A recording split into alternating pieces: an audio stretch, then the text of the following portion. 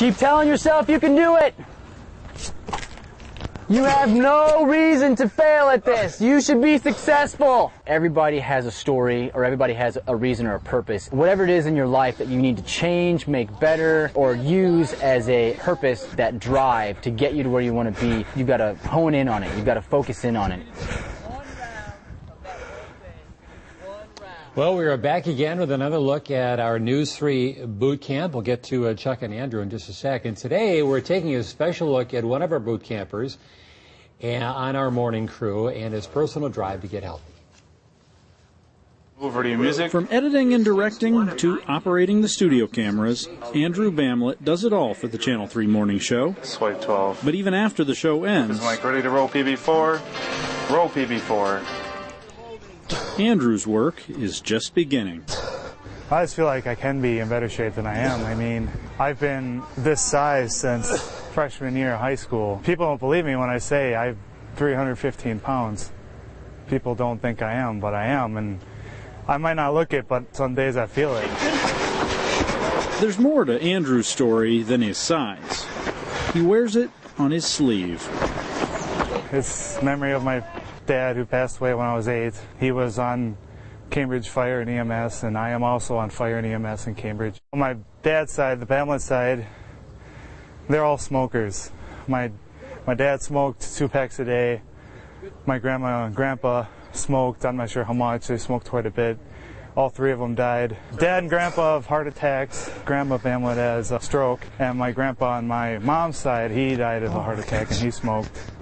He had diabetes, he had high blood pressure, my dad had high cholesterol. In my mind, I'm thinking I got both sides of high cholesterol, blood pressure, diabetes, you know, kind of coming to me, and I don't want any of that. Andrew feels fortunate to have the opportunity to take part in the Channel 3 boot camp, and thanks to the camaraderie of his co-workers, he's taking full advantage of it.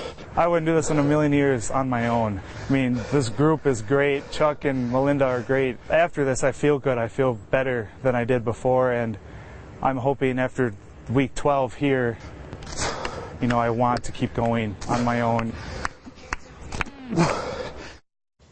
Well, joining us now, Chuck Walker, our trainer, and Andrew Bamlett. Talk about a reason to get fit. The family history is pretty scary.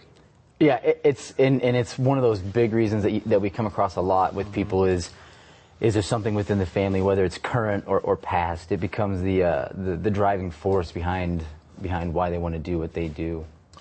Do you think of your dad when you're out there, when it really gets tough, and as you do one more push-up?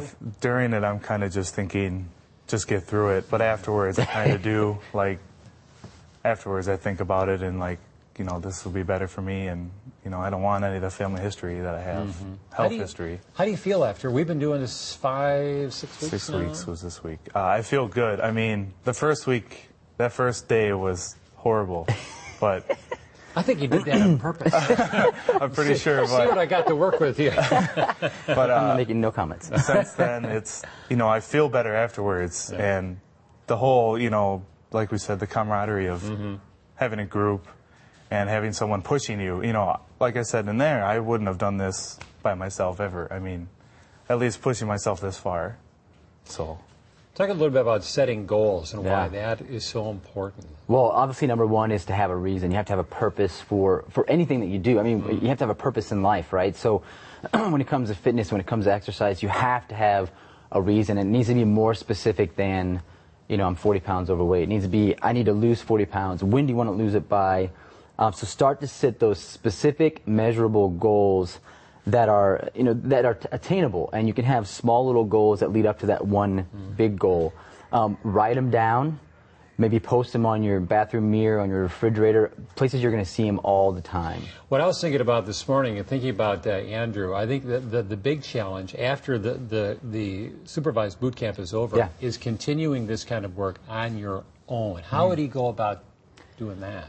Well, he'll never be on his own. He'll always have us there to help him out. But I think, again, you just always have to look at your reasons. You know, he's got a very close, intimate reason for why he wants to do what he wants to do, and you just can never lose sight of that. You always have to focus on, this is why I'm doing this. When it gets tough, This is why I'm here. This is why I need to do this so I can get better, so I can not fall into this trap.